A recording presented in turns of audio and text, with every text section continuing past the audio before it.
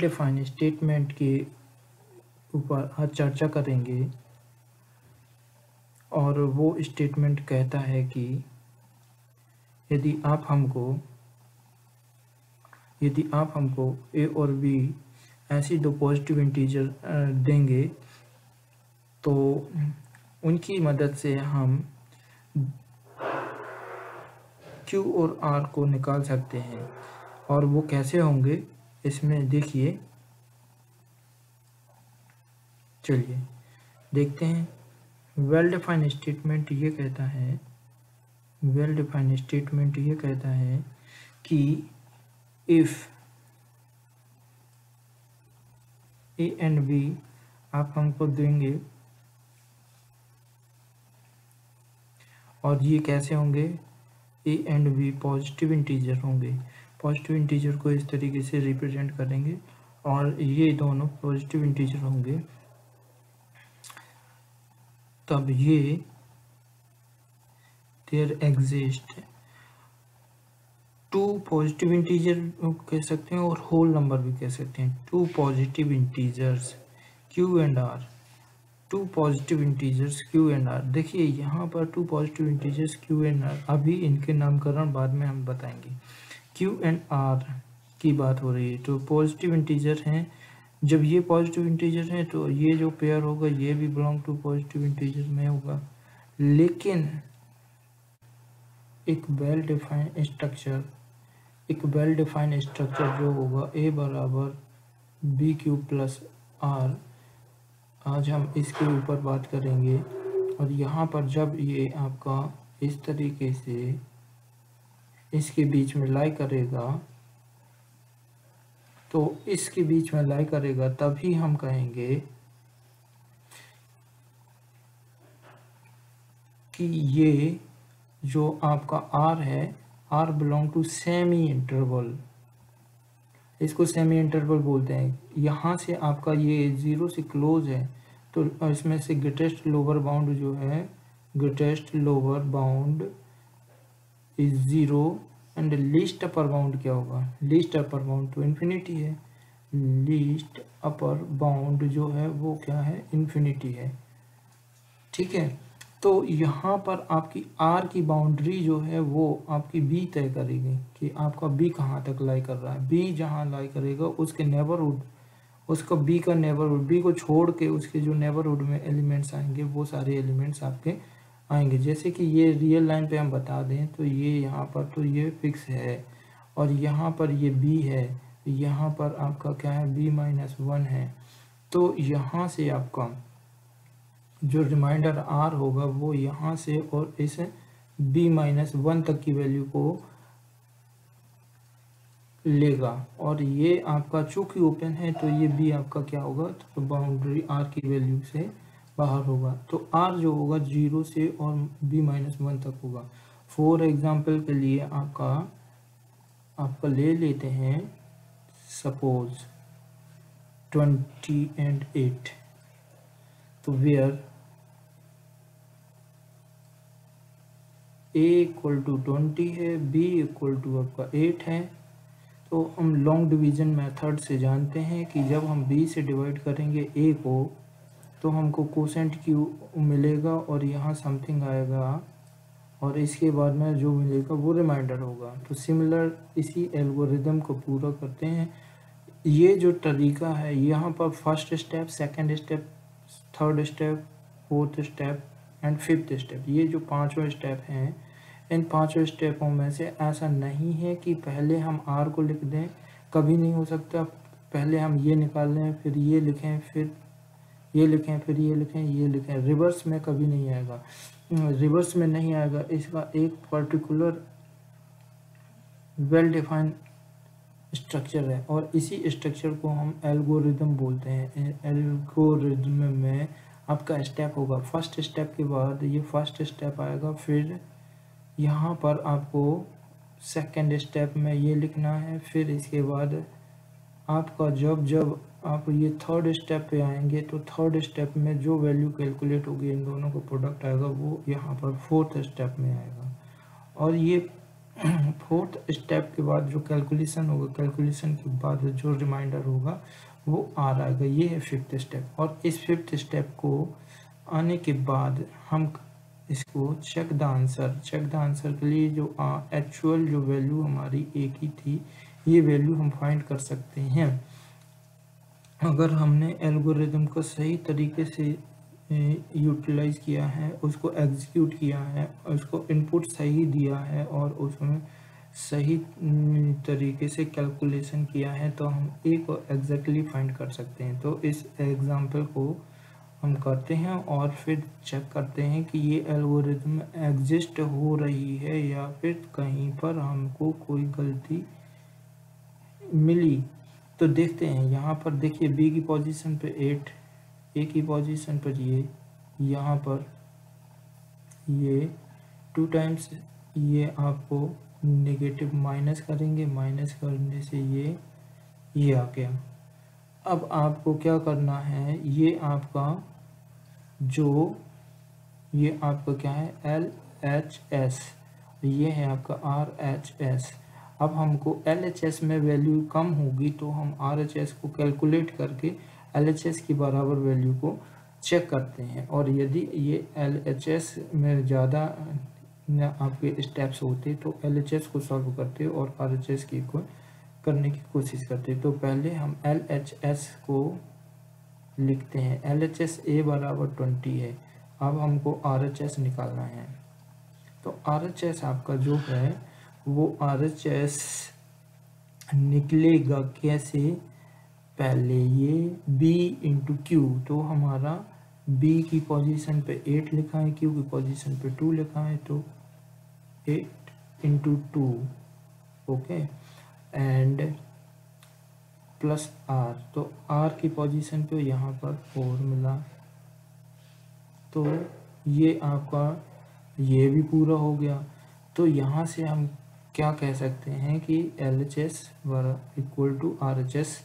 जो स्टेटमेंट यहाँ पर हम लिख चुके हैं पहले से एल्गोरिदम में, वही हम सॉल्व करने पर आया। तो हम ये कह सकते हैं कि ये जो लेमा है ये वेल डिफाइन है, जनरलाइज फॉर्म है, जनरलाइज फॉर्म में लिखा हुआ है। जनरलाइज फॉर्म को लिखने के बाद उसको हमने प्रूफ करने के लिए एक एग्जाम्पल का यूज किया और उस एग्जाम्पल से भी हमको ये प्रूफ मिला है कि ए की जो वैल्यू होगी बी में जो 3 एलिमेंट्स होंगे उन सभी को कैलकुलेशन करने के बाद, सॉल्व करने के बाद भी वही वैल्यू मिलेगी जो कि हमारी लेफ्ट हैंड साइड की वैल्यू है, वही हमें राइट हैंड साइड में मिलेगी। चलिए अब देखिए स्टेटमेंट ये है, तो इसमें लिखा हुआ है कि if A and B 2 positive integer then there exists a unique Q and R such that, तो यही वो स्टेटमेंट है, Q and R जो यूनिक होल नंबर होंगे और corresponding to the given pair. तो ये जो है इसको हम फिर से देखें तो यहाँ पर अगर आप वेल डिफाइंड मैथमेटिशियन हैं, अच्छे से आप मैथमेटिक्स को जानते हैं, तो आप यूक्लिडियन लेमा या ईडी लेमा आप जैसे ही कहोगे तो आप ये सब पूरी राम कहानी नहीं लिखोगे, डायरेक्ट आप ये लिखोगे और आपका ये जो 4 लाइन है ये ही लिंग्विस्टिक में 4 लाइनों की जो लिंग्विस्टिक की 4 लाइनें जो हैं वही आपकी लेमा के लिंग्विस्टिक की 4 लाइनें जो हैं वही लेमा में आपकी मैथमेटिक्स के फॉर्मेट, सिंटैक्स के फॉर्मेट में एक लाइन में लिखा हुआ स्टेटमेंट है। चाहे आपका ये एक लाइन में जो लिखा हुआ है यही आपका एल्गोरिथम का मेन कॉन्सेप्ट है और इसी में आपका ये लेफ्ट हैंड साइड है और ये आपका राइट हैंड साइड है। तो लेफ्ट हैंड साइड और राइट हैंड साइड दोनों ऑलवेज इक्वल होंगे, लेफ्ट हैंड साइड और right hand side always equivalent होंगे, ऑलवेज इक्विवेलेंट होंगे। और यहाँ पर ये जो है ईडी लेमा हमको यही बताता है कि हमको ए और बी पॉजिटिव वैल्यू दी जाएगी, तभी हमको यूनिक पॉजिटिव वैल्यू क्यू और आर मिलेगी। और ईडी लेमा हमको ये स्टेप बताता है, वो स्टेप कि पहले हमको जो दिया गया है उसको, जो पेयर ऑफ ए बी दिया जाएगा उसको हमको लिखना है। अब उसमें हमको ये चेक करना है कि हमारा ए ग्रेटर बी है, तो इस केस में हमको ईडी लेमा में जो पेयर ऑफ इंटीजर दिया जाएगा उसके ऊपर एल्गोरिथम का पहला स्टेप यही है कि चेक करना है कि ए ग्रेटर बी है, तभी हम उसको लॉन्ग डिवीजन मेथड के फॉर्मेट से भी सॉल्व कर सकते हैं। अब ये आपका फर्स्ट स्टेप हो गया। अब ये फर्स्ट स्टेप होने के बाद जैसे ही हम फर्स्ट स्टेप में इसका कैलकुलेशन करना शुरू करते हैं, यहाँ कुछ समथिंग क्यू आएगा। फर्स्ट स्टेप के बाद ही हमारा सेकंड स्टेप से जो वैल्यू पुट करेंगे वो सॉल्व होगी और हमको क्यू मिलना शुरू हो जाएगा। और क्यू मिलना शुरू होते ही इस लॉन्ग डिवीजन मेथड के जितने स्टेप होंगे उसका एंड स्टेप जो होगा, उस एंड स्टेप में जो वैल्यू मिलेगी वही हमारा आर होगा, और जिसको हम रिमाइंडर बोलते हैं। और जब हमारा R remainder non zero whole number आ जाएगा, जब हमारा होल नंबर आ जाएगा और पॉजिटिव इंटीजर के फॉर्मेट में आ जाएगा, और ये जो होगा आर वो हमारा इस इंटरवल में लाई करेगा, तब हमारी एल्गोरिथम कंप्लीट हो जाएगी और फाइनल आंसर की ओर हम बढ़ जाएंगे, और फाइनल आंसर को हम वन स्टेटमेंट में कंक्लूड कर देंगे। और इसमें हमको सेकेंड स्टेप से क्यू मिलना शुरू हो जाता है, और क्यू तब तक कंप्लीट नहीं होता जब तक हमको आर नहीं मिल जाता। जिस स्टेप में हमको आर मिलता है तभी हम कंफर्म हो जाते हैं कि हमारे पास जो क्यू कोसेंट की जो वैल्यू होगी वो ये अल्फ़ा होगी और ये आर हमारा रिमाइंडर होगा।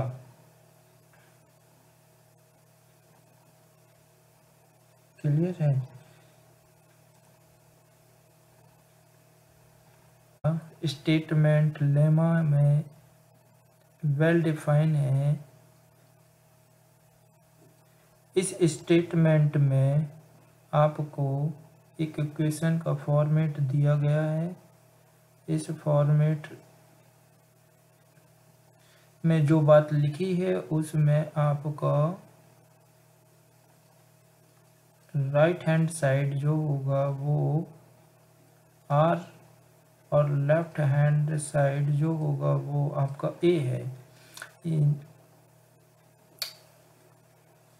जब हम लॉन्ग डिवीजन मेथड या किसी और शॉर्ट मेथड से क्यू और आर को फाइंड कर लेते हैं, तो यदि हम बी क्यू और आर की वैल्यू को कैलकुलेट करके देखेंगे तो जो वैल्यू हमको मिलेगी वो राइट हैंड साइड की वैल्यू होगी, और वही value actual value of left hand side के बराबर होगी। फॉर एग्जाम्पल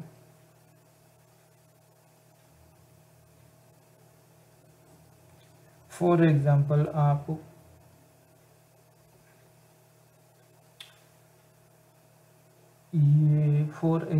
आपको ये ले लेना है पेयर ऑफ,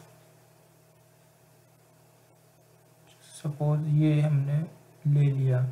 अब यहाँ पर पहला स्टेप ऑफ एल्गोरिथम है कि ए ग्रेटर बी चेक करिए तो 42 इज ग्रेटर 18 है।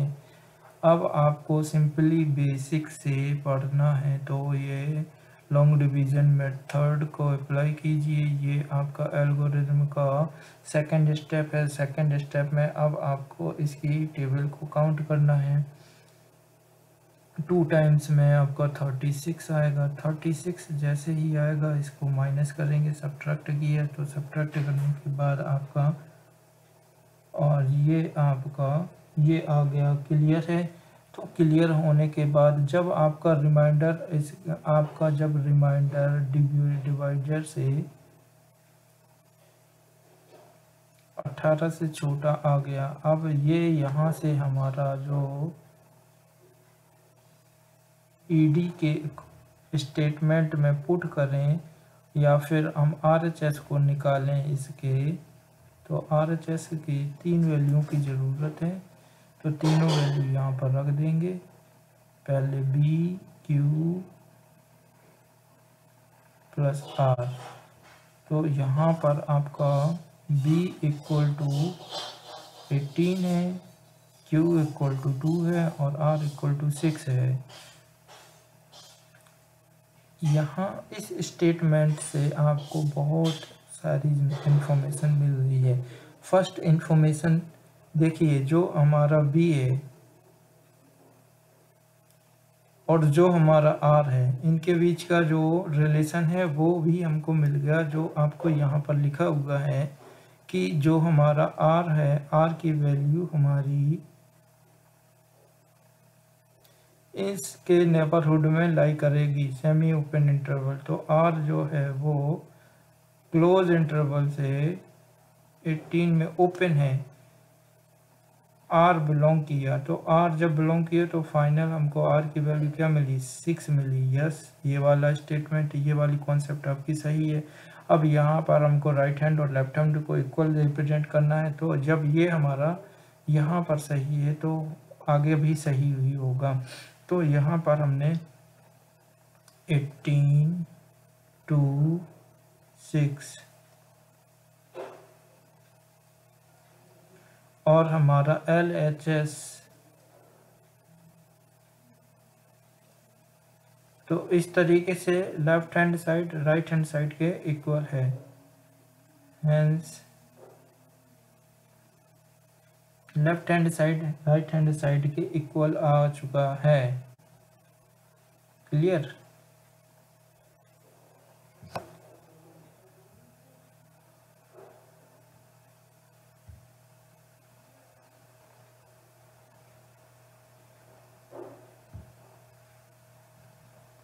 ये यूक्लिडियन लेमा है। यूक्लिडियन लेमा की और एल्गोरिथम की जो यहाँ पर स्टोरी है, यूक्लिडियन लेमा और एल्गोरिथम की जो स्टोरी है, इसको एक नया नाम दिया गया। Euclidean lemma and Euclidean algorithm are closely interlinked. अब इंटरलिंक ऐसे है कि आपको लेमा को यदि प्रूफ करना है तो एल्गोरिथम को फॉलो करना पड़ेगा, और एल्गोरिथम तभी फॉलो कर पाओगे जब आपको लेमा का स्टेटमेंट जो है वो सिंटैक्स आपको दिया जाएगा। तो लेमा प्रूफ करनी है तो एल्गोरिथम को फॉलो करना ही पड़ेगा। इसीलिए ये दोनों एक दूसरे में क्लोजली इंटरलिंक्ड कहे जाते हैं। अब देखिए, कुछ हमारे पास में एग्जाम्पल आ चुके हैं और इन एग्जाम्पल्स में से देखते हैं कि क्या हमको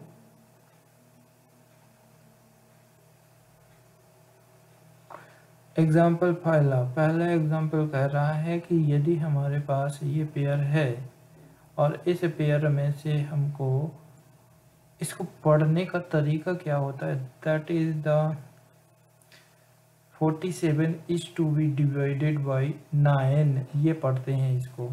और इसको जो एल्गोरिथम है उस फॉर्मेट में ये लिखेंगे, इस फॉर्मेट में ये लिखेंगे। तो यहाँ पर 47 equal to the 9Q plus R। Okay, जो राइट हैंड साइड आपका है वो आपका 9Q प्लस R है, और लेफ्ट हैंड साइड जो है वो आपका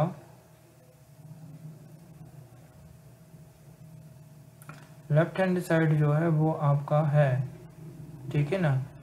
तो लेफ्ट हैंड साइड आपका ये आ गया। तो लेफ्ट हैंड साइड जैसे ही आ गया तो इसको फिर यहाँ पर देखिए, जब जब हमको Q and R unique whole number मिलेंगे,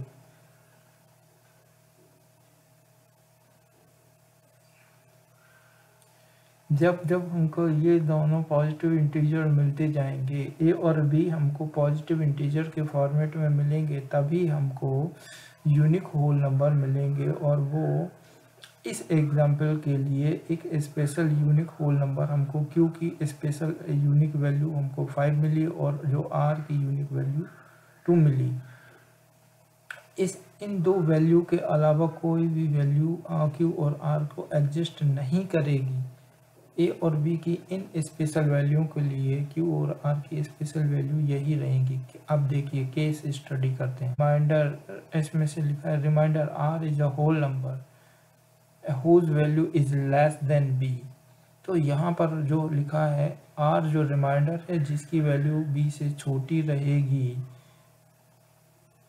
तो वो कैसे होगी, वो ये सेमी ओपन इंटरवल में होगी। ये वाली केस कंडीशन लिखी हुई है, रिमाइंडर R होगी जिसकी वैल्यू, तो यहाँ पर जो कोसेंट Q है, quotient Q is the positive integer and when A is greater than और इक्वल टू B।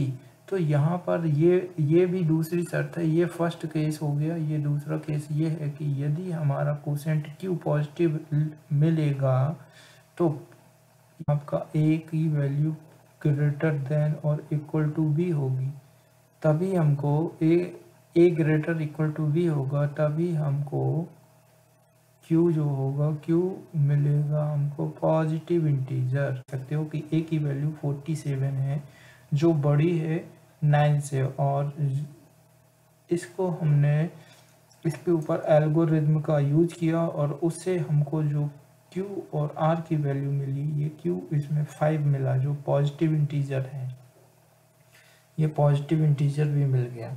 और यहाँ पर जो R is less than B है, तो यहाँ पर हमको जो 2 मिला रिमाइंडर, वो आपका 9 से ऑब्वियसली छोटा है। जो R इज लेस देन 2 है, तो यहाँ पर ये रिमाइंडर जो है 9 से छोटा है।